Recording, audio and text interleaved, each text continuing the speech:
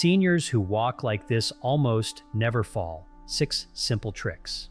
It's a wonderful thing to be able to move through life with grace, ease, and a strong sense of independence. As we gather more years, many of us start to think more consciously about something we used to do without a second thought: walking. How we walk, where we walk, and even how we think about walking really matters, especially as we get a little older. For many people over 60, one unexpected fall isn't just a minor inconvenience. It can truly change everything. It's not just about a bruise or a scraped knee, though those are certainly no fun.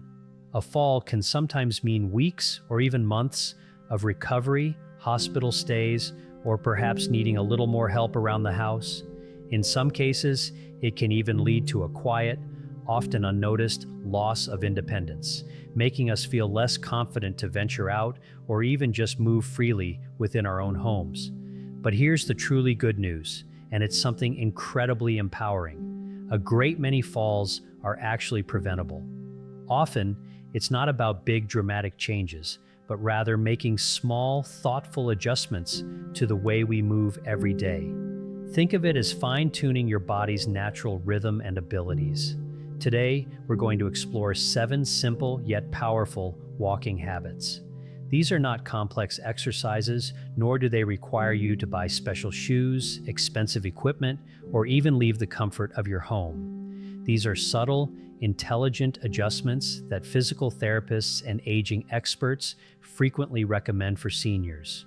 And you can start practicing them right away, wherever you are. They're about reawakening your body's natural wisdom for stability and confidence.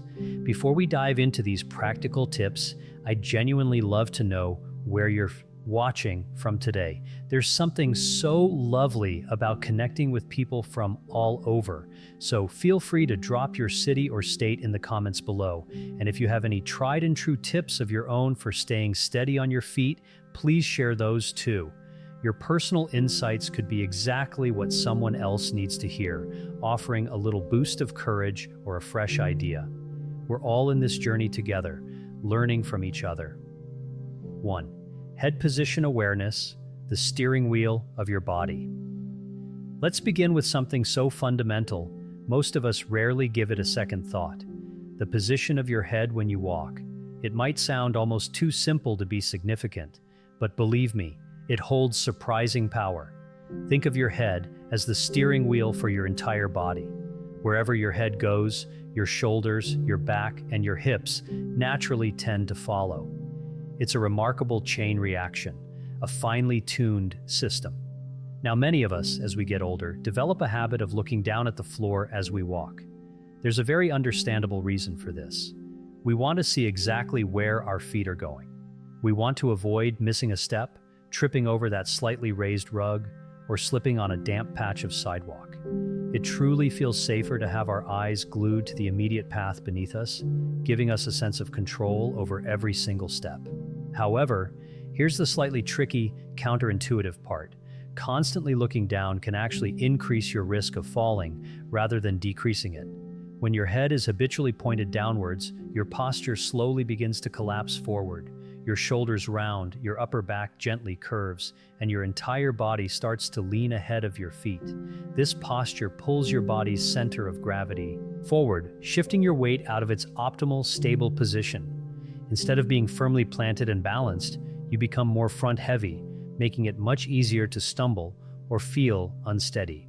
What's more, when your eyes are fixed solely on the floor right in front of your toes, you miss out on crucial information about what's coming just a few feet ahead. You might not spot that small, subtle crack in the sidewalk, the slightly uneven paving stone, or a low step that suddenly catches you off guard. Your brain doesn't have enough time to process the upcoming terrain and prepare your body to navigate it safely. It's like driving a car while only looking at the bumper. You'd miss everything important on the road ahead. So what's a better, safer approach? Physical therapists often recommend a fantastic guideline they call the 20-80 rule for head position. This simply means that for about 80% of your walking time, your head and eyes should be looking straight ahead, maintaining a level gaze. Then, for the remaining 20% of the time, you can quickly and briefly glance down with just your eyes, not your whole head, to check your immediate footing. This method allows you to stay aware of where you're stepping right now, without sacrificing your overall posture and balance. Try to keep your gaze focused about 10 to 15 feet in front of you. This practice applies whether you're taking a leisurely stroll across your living room carpet, walking down your driveway to check the mail, or navigating the aisles of a busy grocery store. Initially, this might feel a little bit uncomfortable, perhaps even unnatural, because looking down has likely become such a deeply ingrained habit over the years. But with a bit of gentle, consistent practice, you'll start to notice a remarkable difference. You'll find that walking with your head held higher helps to keep your body naturally straighter. Your steps feel more inherently balanced, and perhaps most importantly, your sense of confidence in your movement will steadily grow. It's a small adjustment with a truly profound impact on your overall stability and presence. 2. Arm swing rhythm, your natural stabilizers. Next, let's turn our attention to something that most people probably haven't consciously thought about since they were children first learning to walk: your arms. When we think about walking, it's easy to assume it's all about the legs, pushing off, stepping forward, propelling us along. But the truth is, your arms play an incredibly significant and often unsung role in keeping you balanced and steady. They are, in essence, your body's built-in, natural stabilizers. Think about how you move instinctively. Every time your right leg steps forward, your left arm should naturally swing forward in a gentle opposing motion. And the same synchronicity happens on the other side. As your left leg advances, your right arm swings ahead. This beautiful cross-body rhythm is something your body learned very early on, almost subconsciously, when you first started exploring the world on 2 feet as a toddler. For decades, this subtle, elegant interplay of arm and leg movement has been diligently working to help you stay upright and steady, often without you ever having to give it a moment's thought. It's a fundamental part of efficient and balanced human locomotion. However, as we age, that natural, easy arm swing can sometimes begin to fade away. There are a few common reasons for this. Sometimes conditions like arthritis, stiffness in the shoulder joints, or even just general muscle tightness can make it harder for the arms to move freely and without discomfort. Other times, daily habits inadvertently get in the way. Perhaps you're frequently carrying a handbag, a grocery tote, or even a small pet. Maybe you've started to lean on a cane, or you simply find yourself keeping your hands tucked into your pockets out of habit or for warmth.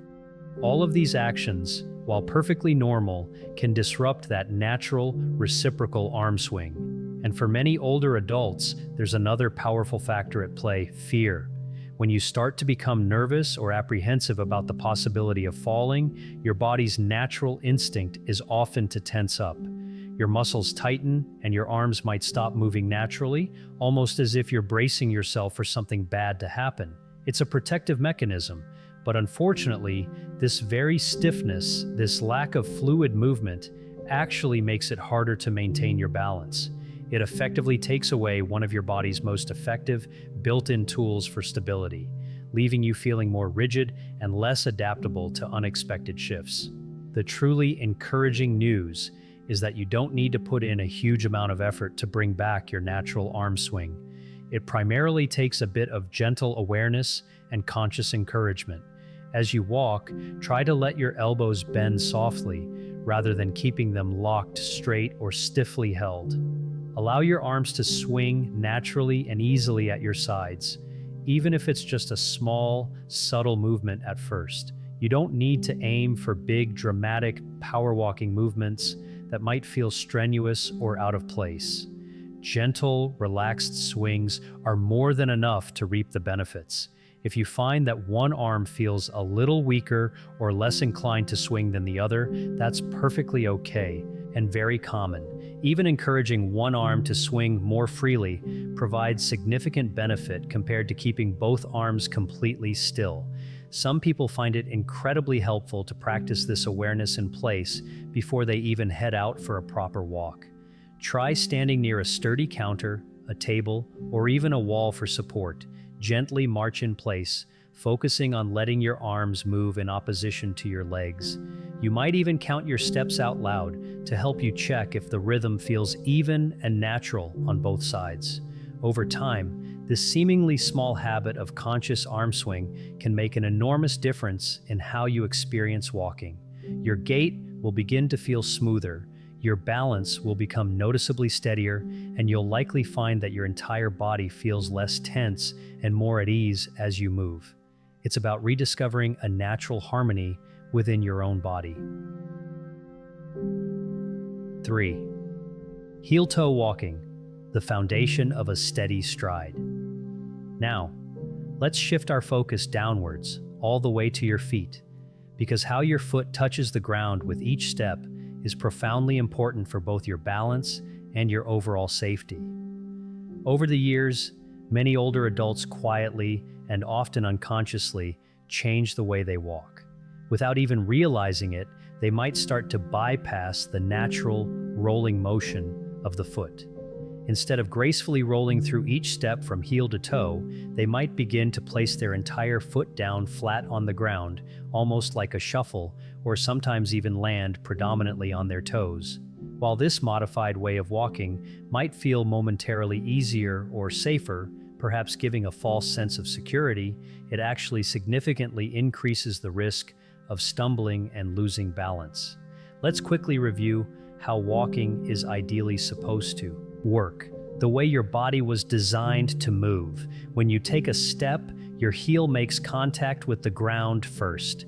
Then, your weight smoothly and fluidly rolls across the arch of your foot, distributing the pressure evenly.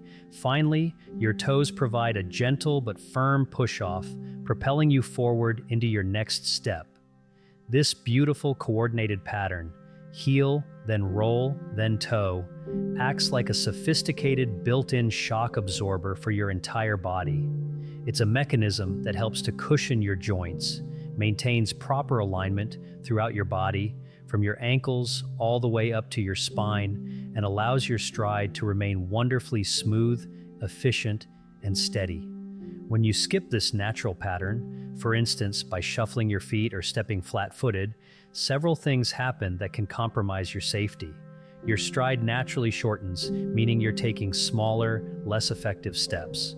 The muscles in your feet, ankles, and legs become less actively engaged, which can lead to a gradual loss of strength and coordination over time. And critically, when you're not getting that clear push-off from your toes or the stable base from your heel, you become much more susceptible to tripping over seemingly minor obstacles like loose rugs, doorway thresholds, or even subtle unevenness in the ground beneath you. Your body simply isn't preparing itself as effectively for the next movement. The tricky aspect here is that most people genuinely don't notice when this subtle change in their walking pattern occurs. It's not a conscious decision, it simply becomes a second nature, a new default. But here's the encouraging news. Your body is incredibly adaptable, and you absolutely can retrain it to rediscover and utilize that natural, efficient heel-to-toe motion again. One of the simplest and most effective ways to do this is to practice slowly and mindfully, walking across a safe, uncluttered, and open space in your home. As you deliberately take each step, bring your attention to letting your heel gently touch the floor first, then consciously allow the rest of your foot to roll forward, letting your toes finish the movement as you prepare for the next step. The key is not to exaggerate the movement, but rather to encourage it to flow naturally and with ease. Some people find it particularly beneficial to practice this barefoot on a soft surface, like a carpet or a rug. Walking barefoot can provide your feet with extra sensory feedback, allowing you to truly feel and understand that smooth roll from heel to toe, making the connection more intuitive. At first, this conscious effort might feel a little bit awkward or clunky, especially if you've been shuffling or stepping flat-footed for a number of years. That's perfectly normal, so don't be discouraged. Remember, your body has an amazing memory for movement. You simply need to gently remind it of its innate ability. A few minutes of mindful practice each day can progressively make your steps feel stronger, significantly smoother, and wonderfully safer, rebuilding a confident foundation from the ground up. 4. Small steps, big safety, finding your balanced pace. Let's now consider the size of your steps, or what we often call your stride length. This is another element of walking that many people don't realize has a direct and profound effect on their balance and overall stability. When we were younger, taking long, expansive strides often felt entirely natural, even efficient, a way to cover ground quickly and with energy. However, as we gracefully age, those big, sweeping steps can sometimes quietly begin to work against us, introducing subtle risks we might not even be aware of. Here's an important reason why. When your front foot reaches too far out ahead of your body, your center of gravity, that imaginary point around which your weight is evenly distributed, shifts backward. This seemingly small shift can put more stress and strain on your hips and knees, potentially leading to discomfort or even pain over time. More critically, it leaves you with significantly less control and a much slower reaction time if something unexpected happens, like encountering a slippery patch on the floor, stumbling on an uneven surface, or experiencing a sudden, momentary loss of balance. Your body is simply not positioned to respond quickly and effectively. Smaller, more deliberate steps, on the other hand, are incredibly helpful in keeping your body weight much more centered and balanced. They ensure that your feet remain more directly underneath you, which is precisely where you are strongest and most inherently stable. When your feet are under your center of gravity, you have a much more solid base of support. With shorter strides, your reaction time significantly improves, meaning you can often catch yourself much faster if you do happen to trip or slip, potentially preventing a full fall. Furthermore, taking smaller steps often encourages you to lift your feet more properly with each movement, greatly reducing the chance of dragging your toes on rugs, thresholds, or slightly uneven sidewalks, a very common cause of trips. And for those who use a cane or a walker, taking smaller, more controlled steps makes moving along much easier and smoother. It prevents you from pushing your assistive device too far ahead and then having to catch up to it, which can easily pull you off balance or lead to an awkward, jerky gait. The rhythm becomes more harmonious and less strenuous. The truly wonderful part about this particular adjustment is how incredibly simple it is to practice and integrate into your daily life. A great way to start is by trying a little experiment. Walk across a room at what you consider your normal, comfortable pace, and for 10 seconds, count how many steps you take. Then, repeat the exercise, but this time consciously try to take slightly smaller, a little quicker, and more deliberate steps. If your step count goes up in that 10-second period, that's a fantastic sign. It indicates that your steps are indeed shorter, and more importantly, your weight is staying more effectively centered and under your control. You might feel a bit funny at first, almost like you're taking baby steps, especially if you're used to a longer stride. But trust your body. It will quickly adjust to this new, more stable rhythm. Another helpful tip is to practice this in familiar, safe spaces where you feel completely comfortable, such as your hallway, kitchen, or even your garden path. Focus on keeping each step light, centered, and wonderfully steady. Over time, this adjusted stride will become your new normal, and you'll discover that walking feels significantly smoother, more controlled, and inherently much safer. Remember, the goal here isn't about walking faster or trying to cover more ground quickly. It's entirely about maximizing your safety, enhancing your stability, and building your confidence with every single step you take. 5. Core strength, core confidence. Your inner foundation. When most people think about improving their balance, their minds often jump straight to strong legs, stable ankles, or steady feet. And while these are certainly important components, the real secret, the true foundation of unwavering balance, actually begins right in the very middle of your body, in what we call your core. Your core muscles, which include those in your stomach, your lower back, and around your hips, are like the bedrock foundation of a sturdy house. If that foundation is weak or unstable, then everything built upon it, your posture, your gait, your ability to stay upright, will inevitably feel a bit shaky and less reliable. You might notice some subtle signs if your core strength is quietly diminishing over time. Perhaps you find yourself subconsciously leaning on furniture more often as you move around the house, or you feel a little wobbly when you stand up from a chair. Maybe you tire surprisingly quickly after just a short walk, or you just don't feel as solid on your feet as you once did. These aren't just signs of your legs tiring out. Very often, they are your core muscles gently reminding you that they could use a little more attention. The truly encouraging part is that you absolutely do not need an expensive gym membership, complicated equipment, or hours of strenuous workouts to build a stronger core. In fact, small, simple movements, done consistently and mindfully, can make a profoundly huge difference over time. Let me share a wonderful example to illustrate this point. Consider Mary, an 82-year-old grandmother who lived a very active life, but had recently started experiencing falls more frequently around her house, causing her daughter considerable concern. Her daughter, a proactive and caring person, wisely took Mary to see a physical therapist. To their surprise, the therapist explained that the primary issue wasn't actually Mary's legs, which were still quite strong for her age. The underlying problem was her core, which had quietly lost some of its foundational strength. The therapist gave Mary just two incredibly tiny, almost unnoticeable exercises. First, while standing near a sturdy chair or counter for support, he asked her to lift one foot an inch or so off the floor and hold it for just 5 seconds, then switch to the other foot. The second exercise was even simpler. While brushing her teeth each morning and night, he encouraged her to gently pull her belly button in toward her spine, just enough to feel her abdominal muscles lightly tighten, and hold it for a few seconds. That was literally all he prescribed. Within a matter of weeks, Mary was absolutely delighted to notice a significant improvement. She felt steadier, more balanced, and like her body was finally holding her up with renewed confidence again. These were not difficult or time-consuming exercises, but their cumulative effect was remarkable. You can easily try these same principles yourself.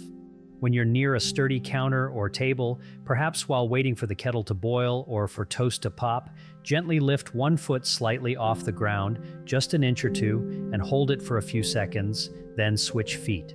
This simple act engages those stabilizing core muscles, or as you go about your day, whether you're sitting, standing, or walking, practice gently pulling your belly button in toward your spine for a few seconds at a time. It's a subtle movement, one that nobody else will even notice you're doing, but your core muscles will certainly feel the gentle engagement. These small, consistent efforts build an invisible but incredibly powerful strength that begins to show up in wonderful ways. In your improved posture, in how remarkably steady your steps feel, and perhaps most beautifully, in the renewed confidence you feel moving freely and securely through your home and your daily life. It's about building strength from the inside out, empowering you with a solid foundation. 6. Floor awareness and transitions, navigating your environment. One of the sneakiest and often overlooked causes of falls isn't always obvious clutter or large, dramatic obstacles. More often, it's the subtle, everyday changes in the floor or ground beneath your feet that can throw you off balance if you're not prepared. A slightly raised rug edge, a transition from glossy tile to soft carpet, a barely perceptible doorway threshold, or even a deep shadow that makes a step appear different than it is. All of these can be surprisingly effective at catching you off guard. As we mature, it's a perfectly normal part of aging for our depth perception and reaction time to slow down just a little bit. This doesn't mean anything is wrong, but it does mean that your brain might take a moment longer to register a change underfoot or to process the visual cues that tell you about the surface ahead. In that tiny, almost imperceptible delay, your balance can falter, leaving you vulnerable to a stumble. It's not about being less careful, but rather about acknowledging these natural changes and adapting our strategies. Let me share the experience of Alan, a 78-year-old gentleman who considered himself very careful and always steady on his feet. One quiet afternoon, he had a very close call in his kitchen. The floor had just been cleaned, and it looked perfectly fine and dry, but unbeknownst to him, it was still subtly slick in places. He later told me it caught him completely by surprise. His feet were already mid-stride, moving forward, before his brain truly registered that the surface was much slicker than anticipated. It was a terrifying moment of near fall. After that incident, Alan started a new, somewhat unusual habit. Every single time he walked into a different room or transitioned to a new surface, he would quietly, almost to himself, say out loud what kind of floor he was stepping on. Tile, he'd whisper in the kitchen. Carpet, as he entered the living room. Wood, as he went to the dining area. He admitted it sounded a little silly at first, but he swore it gave his body just enough of a heads up, a tiny warning to adjust his gait, his foot placement, and his overall stability for the new surface. He hasn't had a close call since. You can absolutely try this simple yet effective technique yourself as you move from one room to another, or even from one type of flooring to another within the same room. Silently label the surface in your head, or even softly under your breath. A quick mental note like step down, rug, or tile can do wonders. That tiny conscious reminder acts like a micro preparation for your brain and body, helping them work together seamlessly to prepare for the change in texture, elevation, or friction. Also, it's wise to be extra cautious on shiny floors, especially those with high polish. They may look impeccably clean and inviting, but reflections and glare can play tricks on your eyes, making it genuinely harder to accurately judge depth and perceive exactly where one surface ends and another begins. If you wear bifocals or progressive lenses, take special care when stepping off curbs, navigating stairs, or dealing with subtle changes in ground level. The transition in the lens can sometimes distort your perception of the floor or step beneath you, creating an optical illusion that can be disorienting. Another incredibly simple but powerful trick is to consciously pause for just 1 extra second when you're moving from a brightly lit space into a dim hallway, or stepping from bright sunlight into a shaded area. That brief pause, that deliberate moment of stillness, allows your eyes a crucial opportunity to adjust to the change in lighting before you commit to your next movement.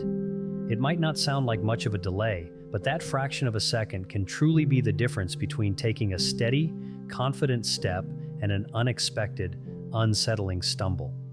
By actively paying attention to the ground beneath you and giving your brain and your eyes that little bit of extra time to catch up, you are proactively protecting yourself from unnecessary risks and building a much safer walking experience. 7. Using support. Wisely, not constantly. Tools for freedom. Let's talk about the idea of support. It's a topic that can sometimes carry a bit of an emotional weight. Many older adults find themselves relying on walls, furniture, or even instinctively holding their breath and stiffening their bodies as a subconscious form of support while moving around the house. On the other end of the spectrum, some individuals might resist using assistive devices like canes or walkers because they worry it makes them look weak or signifies a loss of independence. But here's a very important truth that can shift your perspective. Using support wisely can actually protect and extend your independence, rather than taking it away. Think of supportive tools or structures not as crutches for weakness, but rather as a reliable safety net. They are not there to replace your ability to walk or to do the work for you. Instead, they are there to give you an extra layer of confidence, a quiet assurance that allows you to keep moving, exploring, and engaging with your world without the constant underlying fear of falling. The key, as with so many things in life, is balance. It's about not over-relying on support when your body can manage perfectly well on its own, but crucially, also not ignoring it when it can genuinely offer a helping hand and make a difference. For example, If you often feel a little unsteady when you're first getting out of bed in the morning, a simple and smart solution is to place a sturdy chair or a secure grab bar nearby. You can then use it for gentle balance and support as you stand up, allowing your body to fully awaken and stabilize before you take your first steps. In your hallways, make a conscious effort to keep paths clear of clutter so you don't find yourself needing to grab onto furniture at random for support, which can be unstable. And when you venture outdoors, whether it's for a walk in the park, a trip to the store, or just navigating uneven pavement, a cane or a walker can truly be the difference between staying active and engaged or feeling stuck and isolated at home due to fear. The truly important part of using support is learning how to use it correctly and effectively. A cane, for instance, should generally be held on the side of your body that is opposite to your weaker leg. This positioning allows it to naturally balance your stride and provide support where it's most needed. A walker should move forward with small, controlled steps, acting as a stable frame rather than being pushed too far ahead of you, which can ironically pull you off balance. If you're at all unsure about the proper way to use an assistive device, please know that a physical therapist can be an invaluable resource. In just 1 or 2 sessions, they can expertly show you the correct techniques, ensuring you get the maximum benefit and safety from your chosen support. Remember, tools like canes, walkers, and even strategically placed railings or non-slip mats don't diminish your strength. They enhance your freedom and empower your movement. They help you to keep walking with confidence and joy, instead of avoiding activity or movement out of fear. Even within the familiar confines of your own home, having thoughtful supports close by, like sturdy grab bars in the bathroom, handrails on stairs, or non-slip mats near the kitchen sink, can provide immense peace of mind, not just for you, but for your loved ones too. It's about being proactive and smart about your safety, embracing sensible tools that allow you to live life to the fullest on your own terms. So, there you have it. 7 simple yet incredibly powerful habits that can truly transform the way you move through your day, enhancing your independence and joy. Each one, when considered individually, might seem like a small adjustment, a subtle tweak, but when you integrate them together, they collectively add up to a profound and powerful shift in your overall safety, your sense of balance, and your unwavering confidence. We started by understanding how the mindful positioning of your head acts as a crucial guide for your entire body, leading the way to better posture. Then, we explored the often forgotten role of your arm swing as a natural, elegant stabilizer, bringing rhythm back to your stride. We delved into the importance of heel-to-toe walking, a fundamental movement pattern that absorbs shock and ensures a smooth gait. You then discovered how making the simple choice for smaller, more deliberate steps keeps you far more centered and in control.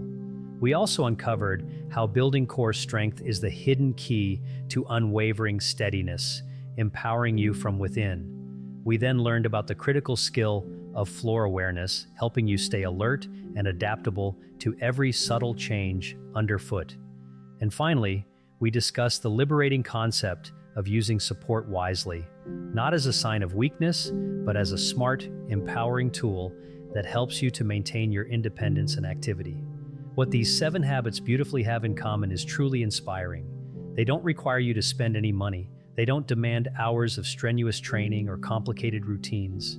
And most wonderfully, they don't ask you to become someone different or transform into an athlete.